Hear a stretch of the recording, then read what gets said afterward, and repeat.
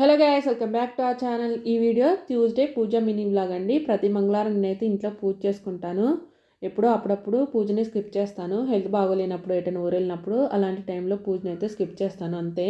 మిగతా డేస్లో కంపల్సరీగా పూజ అయితే చేసుకుంటాను.